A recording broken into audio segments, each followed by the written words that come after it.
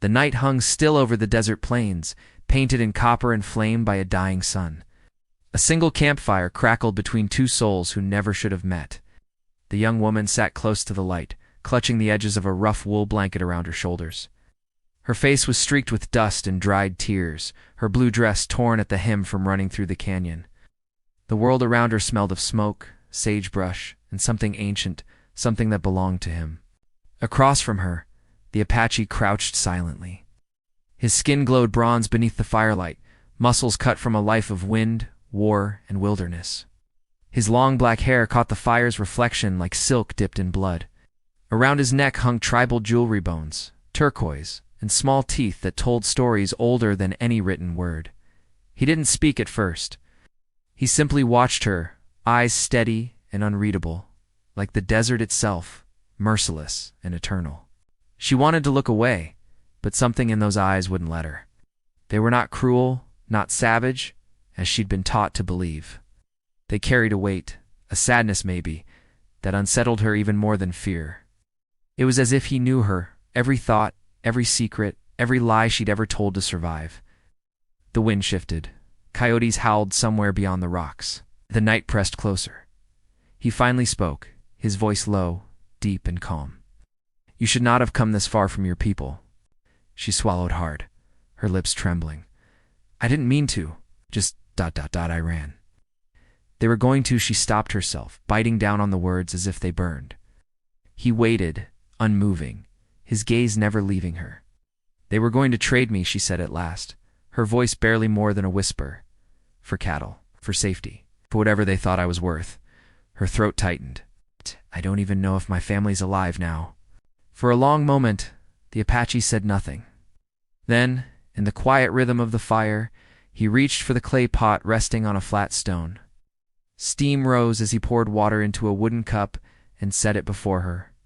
She hesitated before taking it, her fingers brushing his for an instant. His skin was warm, calloused, but steady like a man who feared nothing in this world. "Drink," he said. She obeyed. The water was bitter with smoke, but tasted of life. He rose slowly, his shadow stretching long across the dirt, and added wood to the fire. Sparks shot upward into the desert night like fleeting souls. She studied him from behind the cup, noticing the scars that ran along his back and shoulders, marks of battles fought not just with men, but with time itself. "What do they call you?" she asked, her voice trembling. He looked down at her. "They call me nothing that matters," he said. "You may call me what you wish. I don't even know your name." "You will not need it," he said, and turned toward the darkness beyond the fire. "You only need to live till morning." Her pulse quickened. "What do you mean?" He didn't answer. He scanned the horizon like a hawk, every muscle ready. The night seemed to tighten around them, as if the desert itself was listening. Then, faint at first, came the echo of horses, many horses. Her eyes widened. "They're coming," she whispered. He nodded. "They will not stop until they find you." "Who? The men who?" He cut her off with a sharp glance. "Your people, my people. It makes no difference now." The ground trembled under distant hooves. He stepped toward her and knelt close, his face lit by the fire's glow. "If you wish to live," he said softly, "you must trust me." Her breath caught. "Why would you help me?" His hand came up, not in anger, but in warning. "Because I remember what mercy feels like," he said. "I will not let them take it from me again." She didn't understand what he meant, but the way he said it made her chest ache. He reached for a leather strap beside the fire and tied his long hair back. "We leave before the moon rises. If they see our trail, we're both dead." She stared at him, heart pounding. "You're taking me with you?" His gaze held hers. "You cannot stay. They would find you by dawn, and they would not show mercy." The fear inside her shifted, became something heavier, something mixed with trust she didn't want to feel. He moved behind her, cutting loose the rope that bound her wrists. She winced as the blood returned to her fingers. "Now trust me," he whispered, his voice low, almost tender. "And the rest you will understand soon." The way he said it made the night stand still. The hooves were closer to thunder over sand and stone. The Apache pulled her up by the arm, leading her toward the canyon's shadowed edge. His touch was firm but not cruel. The fire behind them hissed and spat as if trying to call them back. She stumbled, but he caught her easily, guiding her through the darkness. The smell of pine sap and dust filled her lungs. She could hear her own heart beat louder than the horses behind them. "Where are we going?" she whispered. "To a place they won't dare to follow," he said. His hand never let go of hers as they slipped between the rocks and into a narrow ravine. The moon rose higher, pale and watchful, lighting their path in silver. She could see now the faint tattoos on his arm marks shaped like arrows and flames, symbols of things she could not read, but somehow felt. Every step took them deeper into the wild, away from everything she'd ever known. The fear that once drove her began to change, melting into something she couldn't name. At one point, when they stopped to catch breath, he turned to her. "You are not like them," he said. "You don't carry hate in your eyes." "I don't carry anything anymore," she said quietly. "You took it all." He looked at her for a long moment, then said, "Maybe not all." Thunder cracked in the distance, not from the sky but from rifles. He moved instantly, pulling her down into the sand. Bullets whistled past the rocks. She gasped, trembling. He pressed a finger to her lips. "Stay down," he whispered. His eyes caught hers, fierce and burning. "You do not move unless I tell you." In that heartbeat of silence, she realized something: he wasn't protecting her for his own gain. He was fighting for her as if she were already part of his fate. The gunfire faded as quickly as it came. He scanned the horizon, muscles taut, then rose again. "They are close," he said. "But we can reach the canyon's edge before dawn if you keep up." She nodded, breath shaking. "Try." He looked back at her, almost smiling. "You will do more than try." They started moving again, the desert stretching endlessly before them. The moon painted the land in ghostlight, and for the first time, she felt the strange comfort of his presence beside her, this man she had been taught to fear. Somewhere deep inside, something was changing. By the time the first light of dawn began to brush the horizon, the girl could barely walk. Her feet were torn, her throat dry. The Apache stopped, kneeling beside a stream hidden beneath tall reeds. He cupped water in his hands and offered it to her. She drank, eyes never leaving his face. He leaned close, his breath warm against her ear. "Before the sun rises," he whispered, "you must choose. Go back to the world that betrayed you, or follow me into one that may never forgive you." Her lips parted, but no words came. The canyon wind howled around them, carrying the scent of smoke, gunpowder, and something wild, something new. He stood tall, silhouetted against the faint light of dawn, a living echo of everything her world feared and everything her heart suddenly yearned to trust. And for the first time since her escape, she felt it deep in her chest that everything was about to change. The morning came quietly, bleeding light over the jagged edges of the canyon. The air was cool, filled with the sound of running water and the call of a distant hawk. The young woman sat near the stream, her dress damp at the hem, trying to wash the dirt from her arms. A reflection trembled in the water, making her look like a stranger. The night before still felt like a dream she hadn't woken from the gunfire. The running, the Apache who now stood a few yards away sharpening a knife on a flat stone. He hadn't said a word since dawn. The only sound came from the scrape of metal against rock. She watched him, the way his shoulders moved, the quiet strength in every motion. There was something about him that felt ancient, like he belonged to the land itself. She wanted to ask who he really was, where he was taking her, but every time she opened her mouth, the words fell away. When the silence grew too heavy, she finally spoke. "You didn't tell me why you saved me." He didn't look up. "You needed saving." "That's not what I asked." He paused, then set the knife aside. The light caught the small scars on his chest, like faint white trails left by past battles. Help. "Because once," he said slowly, "someone did the same for me." She frowned. "Who?" He turned his head toward the rising sun. "A white man, a long time ago. Before your people burned my village." Her breath caught. "I didn't. I know," he said, voice calm but cold. "You didn't, but they did." The weight of his words hung between them. The young woman lowered her eyes, guilt twisting in her chest even though she didn't understand why. She wasn't part of that war. She was just a girl who had run away from her own kind because they'd sold her life like a mule at auction. Yet sitting there before him, she couldn't shake the feeling that somehow she was tied to all of it: the broken promises, the fear, the blood on both sides. He stood and tied the knife back to his belt. We move before the sun climbs higher. The heat will kill you faster than bullets. She rose, brushing off her skirt.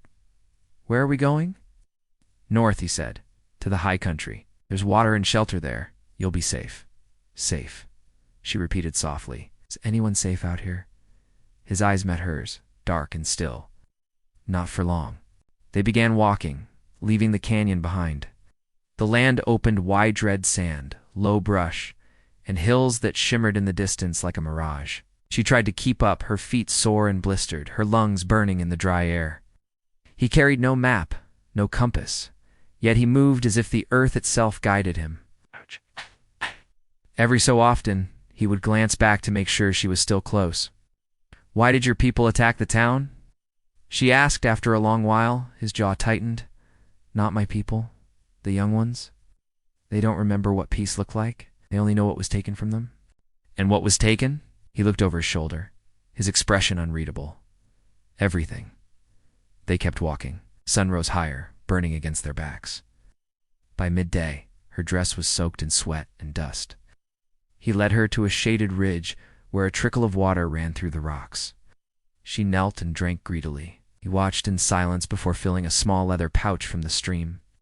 She caught him studying her face, and for a moment neither looked away. There was something almost tender in his gaze, something she didn't expect to find there. It made her heart stumble in her chest. You're not like the others, she said quietly. He raised an eyebrow. You mean I don't wear boots and call myself civilized? No, she said, shaking her head. I mean you don't hate me. His eyes softened for a moment. Hate takes too much life. I've seen what it turns men into. Then what do you feel toward me? She asked, almost afraid to hear the answer. He didn't reply. He stood, slinging his satchel across his shoulder. We need to keep moving.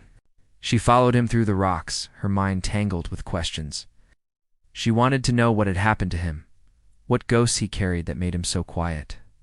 But the more she watched him, the more she realized some stories were not told with words. They were carved into the body, hidden behind the eyes, spoken only in silence. As the day dragged on, they crossed into a dry valley. The wind carried dust that stung her eyes and filled her mouth with grit. He handed her a strip of cloth. Cover your face, he said. The desert doesn't forgive weakness. She did as he said, but her legs trembled with every step. He slowed his pace slightly, never admitting it was for her sake. When they reached a cluster of dead mesquite trees, he finally stopped. We rest here, he said. She sank to the ground, exhausted. Do you ever stop moving? Not when men are hunting me. She froze. You mean us? He nodded. They'll find the trail by now. Maybe by nightfall. A shiver ran down her spine. Then why are we resting? 'Cause if you collapse, neither of us will make it, he said plainly. She watched him gather dry branches and strike a small fire. The flames flickered weakly against the afternoon wind. He took a piece of jerky from his pouch and handed it to her. What about you? She asked. He shook his head. I'll eat when the dark comes. She took a small bite. The meat was tough, salty, but it filled her empty stomach. She studied him again, the way his eyes never rested, always scanning the horizon, always ready for danger. You don't trust anyone, do you? She said softly. He looked at her then, and for a moment she thought he might smile. Trust is a luxury for men who sleep in towns, he said. Out here, trust gets you killed. She stared into the fire. Then why did you tell me to trust you? He was silent for a long time. Finally, he said, because if you don't, you'll die before you learn why I'm risking my life to keep you alive. Her heart thudded. And why are you? He didn't answer. The wind howled through the valley, carrying the faint echo of something voices, maybe, or just her imagination. He stood, every sense alert. They're closer, he said. Who? He listened for a moment longer, then turned toward her. White riders, maybe soldiers, maybe worse. Fear crawled up her throat. If they find us, they won't, he said sharply. Not if you listen to me. She rose, clutching her blanket, trembling. Where can we go? There's nothing out here. There's always something, he said. Even in the desert, the land hides those it wishes to keep. They doused the fire and moved again, climbing into a narrow gorge, where the rocks rose high, like cathedral walls. The sound of boots and hooves drifted faintly behind them now, carried on the wind.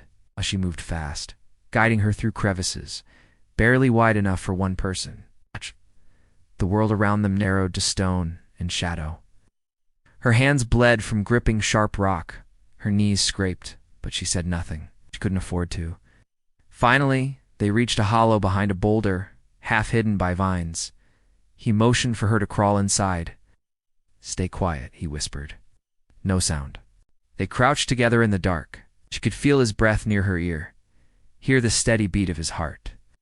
Outside, the voices came closer, men shouting orders, the clang of metal, the sound of spurs. She pressed her hand against her mouth to keep from gasping.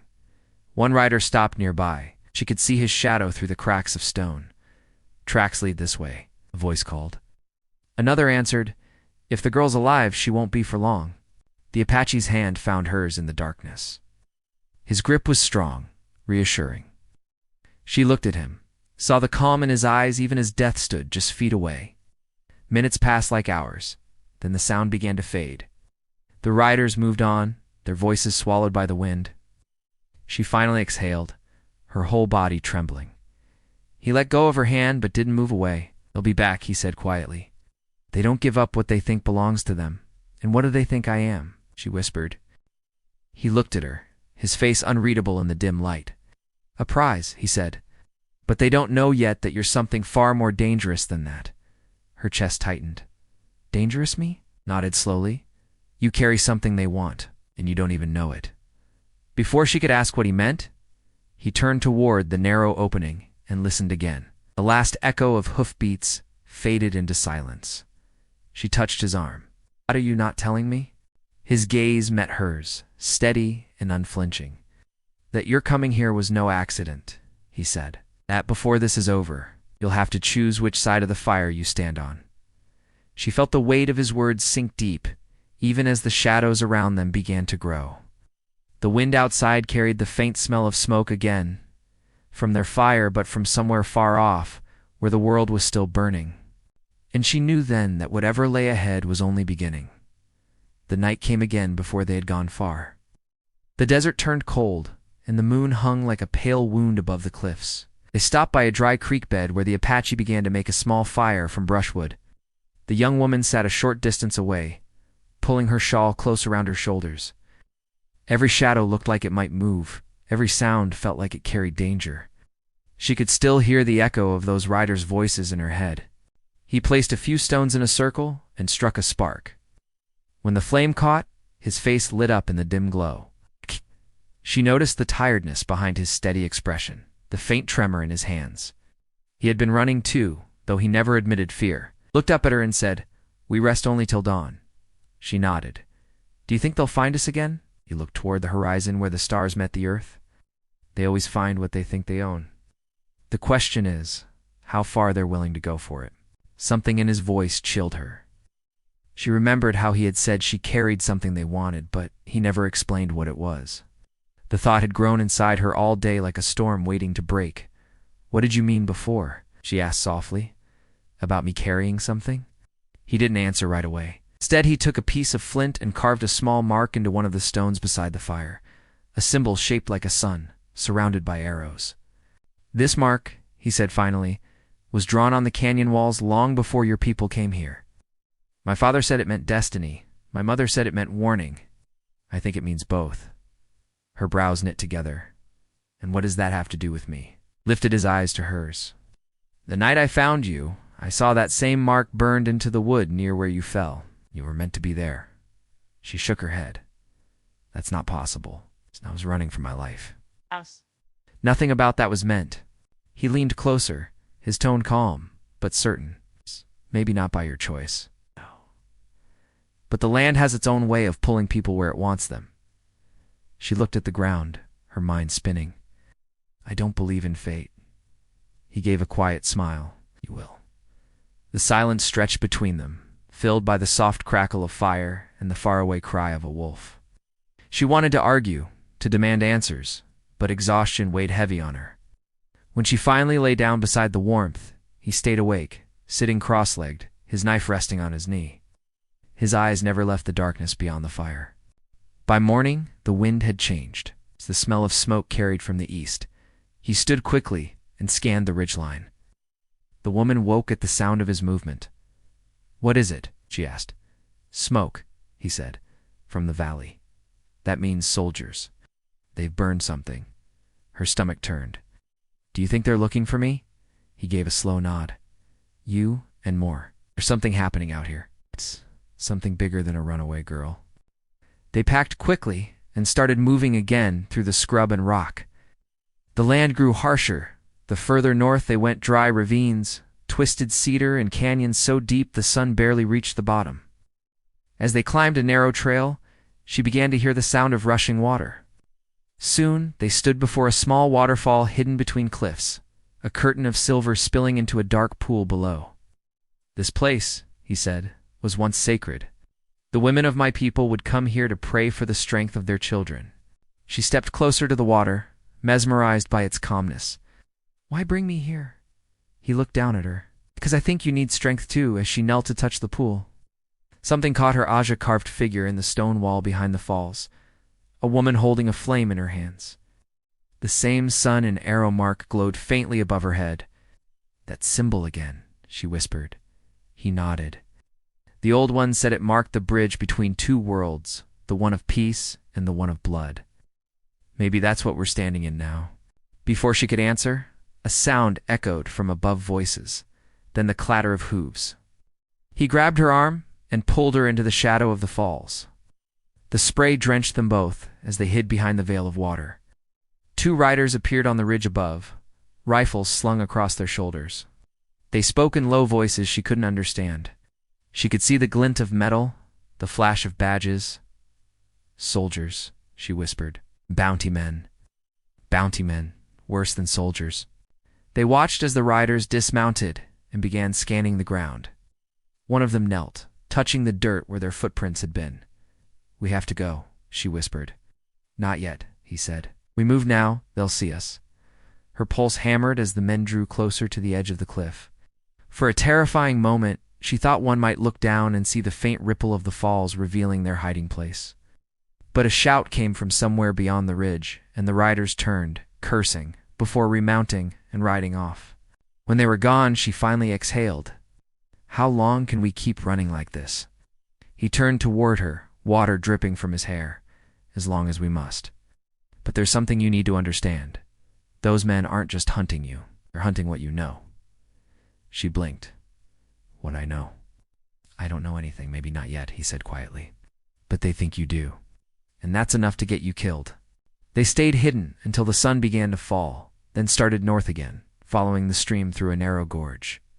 She couldn't stop thinking about his words.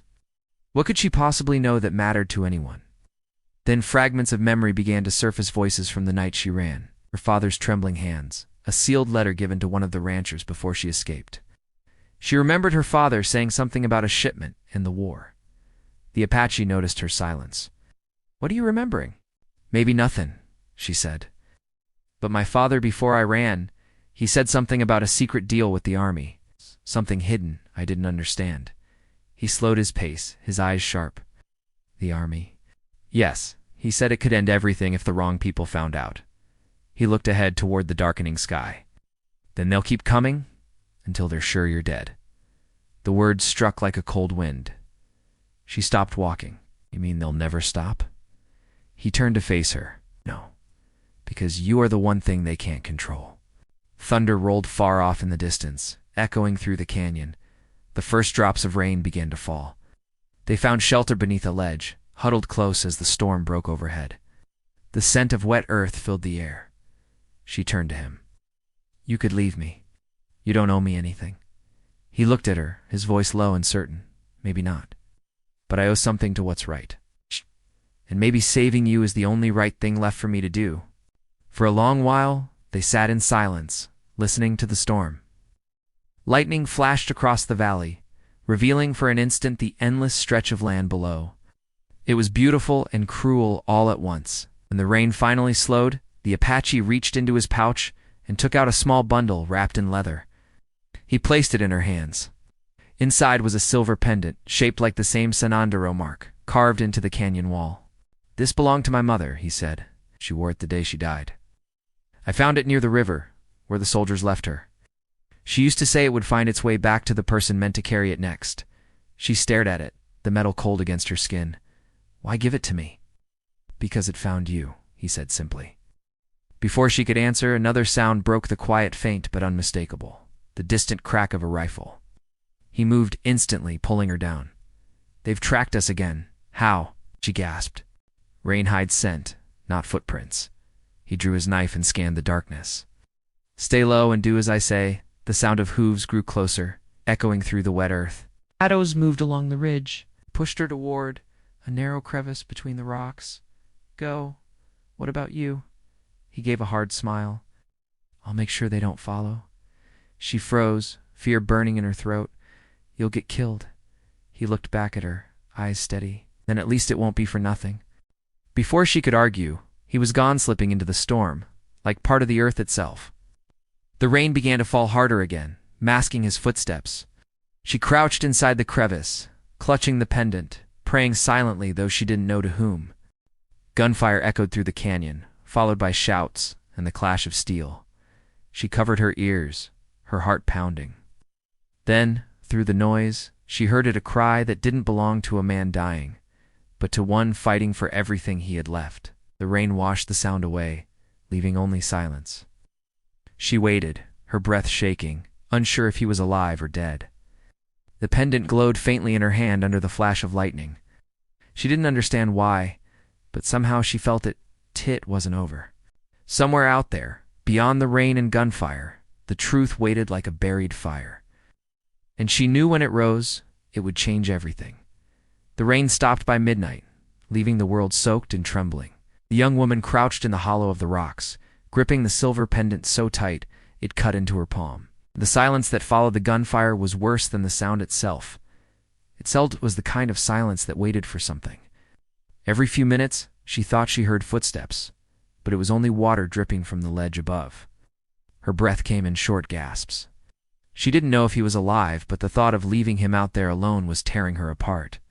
When the first thin light of dawn crept across the canyon, she finally moved. The rain had washed most of the blood from the ground, but she could still see signs of struggle boot prints, broken reeds, a piece of torn fabric. She followed the trail, heart pounding. Then she saw him. He was slumped against a rock, his shoulder bleeding where a bullet had grazed him, his knife still clutched in his hand. She ran to him, kneeling beside him. "You're alive," she whispered, her voice shaking. He opened his eyes slowly. "I told you. I would make sure they didn't follow." "You're hurt," she said, tearing a strip from her dress and pressing it to his wound. He winced but didn't push her away. "It's nothing. They'll be back soon. We need to move." "No," she said, her voice firmer than before. "You've saved me more times than I can count. Let me save you now." He looked at her then, really looked, as if seeing something he hadn't before. "You think you can save me from this world?" "Maybe not the world," she said quietly, "but I can stop it from taking you tonight." For a moment, neither spoke. The firelight of dawn touched his face, softening the lines of anger and pain. She bound his shoulder as best she could. When she finished, he nodded once. "We go north," he said again. "There's a place where the land swallows the sun. If we reach it, we'll have a chance." She helped him stand, and they moved through the canyon, his arm over her shoulder for support. The world around them glowed gold and red under the rising sun, but the beauty only deepened the tension in the air. Somewhere far off, a hawk cried, and the echo bounced across the rocks like a warning. By midday, they reached a high plateau covered in dry grass. From there, they could see the valley stretched out for miles. Smoke curled from distant fires, marking where the riders were burning through villages and camps. The woman shivered. "Any towns have they destroyed?" "Too many," he said. "They want the land empty, quiet, waiting for their fences and flags." "Is that what this is all about?" she asked. The land, he gave a hollow laugh. "Everything is about the land, even you." She frowned.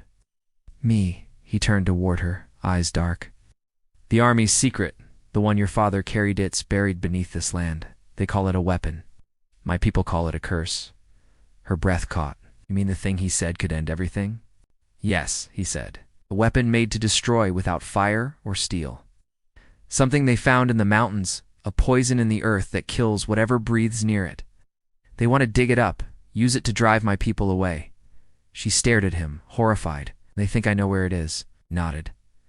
Your father helped them find the first map, but he changed his mind. Hid the second one before they could use it. And you think he told me? She asked. Think he told someone who loved him enough to run, he said. Her chest tightened. She remembered her father's trembling hands, the way he'd pressed that sealed letter into her pocket before she fled. She had lost it in the chaos of her escape, somewhere between the canyon and the river. There's a letter, she whispered. He gave it to me that night. His expression hardened. Where is it? I don't know. I lost it. He closed his eyes briefly. Then they'll tear the land apart until they find it. The wind picked up, bending the grass. In the distance, the glint of sunlight flashed off metal binoculars. Rifles, maybe both. They're tracking us, she said. He followed her gaze and cursed under his breath. We need cover. They slipped into the shadow of a ridge, moving fast despite his wound. The ground grew steeper, the rocks sharper. He stumbled once, and she caught him before he fell. You should rest, she said. Not yet, he replied. If they catch us here, it ends. They reached a narrow ledge overlooking the valley. Below them, a group of riders was moving in single file through the grass, their uniforms dirty and their rifles ready. They stopped near a broken tree and began spreading out. The Apache studied them carefully. They're splitting up. Half will circle the ridge. Others will cut us off. What do we do? She asked. He reached into his pouch and pulled out a small bundle wrapped in hide. Inside were 2 bullets and a strip of dried tobacco. He looked at her, his eyes unreadable. If they catch us, they'll make you tell them where the map is. You must not.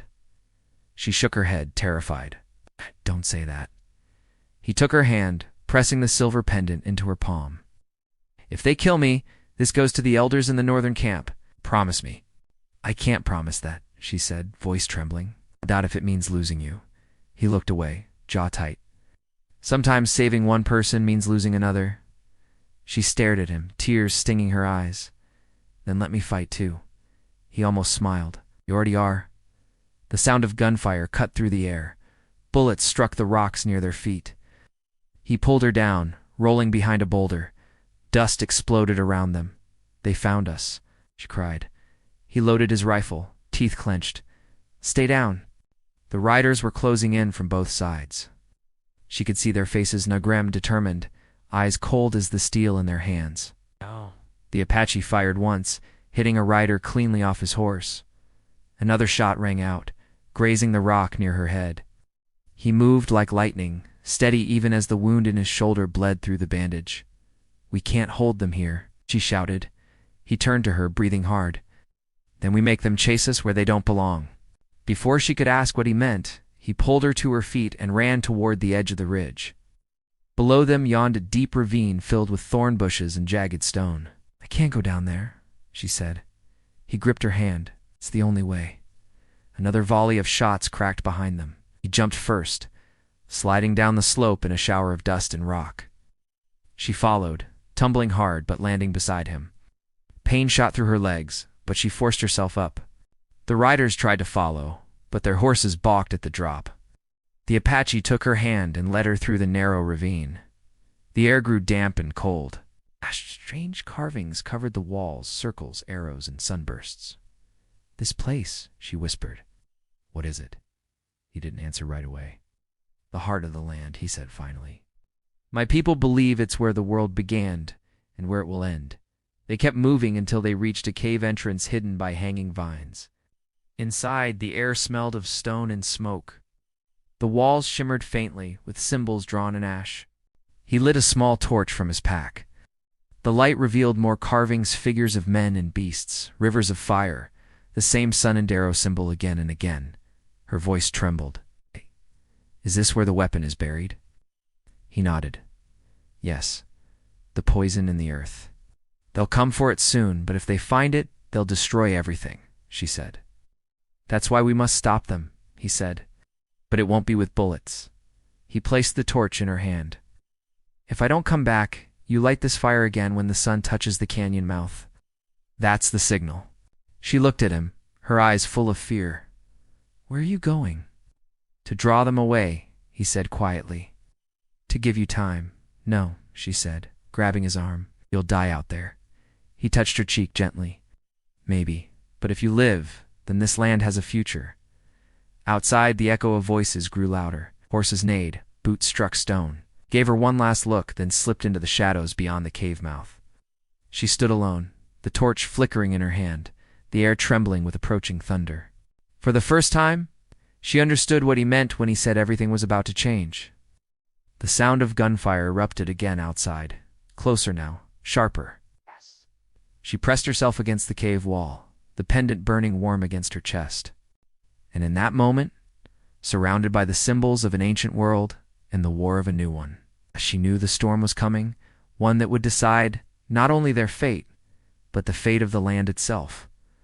The cave walls trembled with the echo of gunfire. Dust fell from the ceiling, and the air filled with smoke and the scent of iron.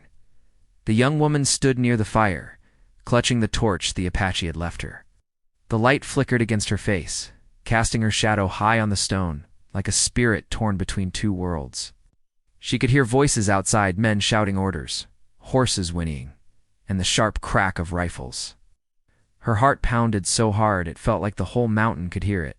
Then came a different sound, closer, his voice. She couldn't make out the words, but she knew it was him. The Apache was still fighting. She ran to the cave's mouth and peered through the hanging vines. In the half-light of dawn, she saw him darting between rocks, moving with the grace of a predator, even through pain. A shot rang out, striking the stone inches from his head. He didn't flinch. He raised his rifle and fired once. One of the riders fell. Another turned his horse, shouting for the others to surround him. She pressed a hand to her mouth. Every instinct told her to stay hidden, but another voice inside her, something fierce and wild, refused to let her watch him die alone. She grabbed the silver pendant hanging from her neck and whispered, "Guide me." Then she stepped out into the morning light. The wind whipped through the canyon.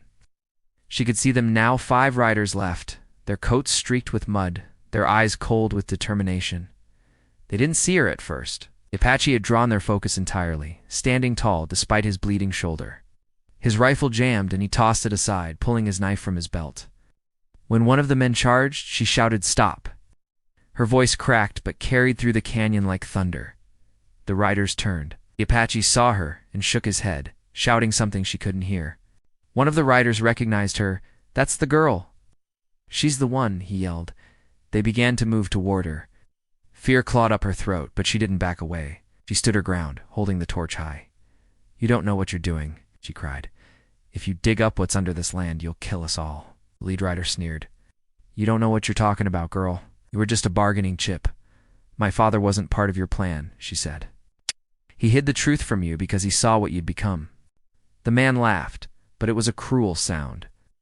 "Then you'll tell us where he hid it, or I'll bury you right here." The Apache moved like lightning.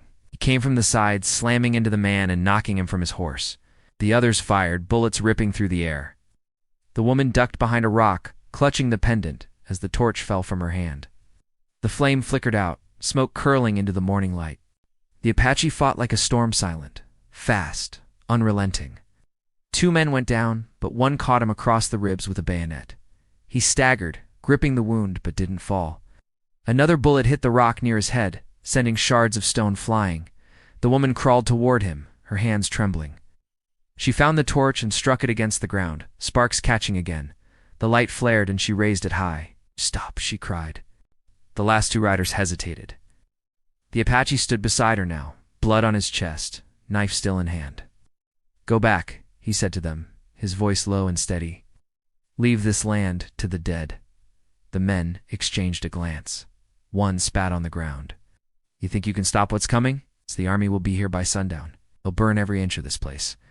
"Then let them burn," he said. "But not with this poison in their hands." The man aimed his rifle. "You're too late for that." Before he could fire, the young woman threw the torch into the pool of oil that had seeped from the rocks. Flames shot up instantly, roaring to life. The heat was blinding. The riders turned their horses and fled. The fire spread across the ground, racing toward the entrance of the cave. The Apache caught her by the arm. "We have to move." They ran together down the narrow path leading away from the canyon, The fire followed them, crawling up the walls like a living thing. The smoke was thick, and she could barely breathe. Her legs burned, her chest ached, but she kept moving. The pendant around her neck grew hotter with every step until it felt like it was burning her skin. They reached a ridge overlooking the desert. Behind them, the cave glowed orange and red, the flames climbing into the sky. The Apache fell to one knee, clutching his side. She knelt beside him, tears streaming down her face. "You can't die now," she said. "It's over. We did it." He looked at her, his breathing shallow. "No," he whispered. "It's just beginning." She shook her head. "No. The map's gone. They can't use it." He reached for the pendant around her neck. "The land remembers," he said. "You carry that now." She grabbed his hand, holding it tight. "You're coming with me. We'll find help." He smiled faintly. "There is no help for men like me, but for you. There's still a path." The wind picked up, carrying the scent of rain again. He looked toward the horizon where the sun was breaking through the smoke. "Do you see that?" he asked softly. "That's what we fight for. Not land, not revenge. It's just the right to see another sunrise." She could barely speak through her tears. "You'll see it again," she said. He closed his eyes, a faint smile on his lips. "Then let it be enough." She held him until the wind grew cold and the sound of the fire faded behind them. The desert stretched wide and silent. The storm clouds broke, and a gentle rain began to fall, hissing against the cooling ashes. She stayed there for a long time, her hand resting on his chest, until it no longer rose. When she finally stood, the world felt heavier, but also clearer. She looked down at the pendant, still warm against her skin, and slipped it into her pocket. Then she turned toward the north, where the high country waited. She walked for days, following the stars at night and the hawks by day. Once, she came across the ruins of a burned-out village. Among the ashes, she found children's footprints and a few surviving elders who took her in. They told her stories of the Apache who had protected them from the army's wrath, a man who fought not for vengeance, but for balance. In time, they began to speak of her tooth, the woman who carried the mark of the sun and the arrow. The one who saved the sacred ground by fire. She never told them her name. She said it didn't matter anymore. What mattered was that the land was breathing again, that the river had returned to the canyon, and that the world had one more chance to start over.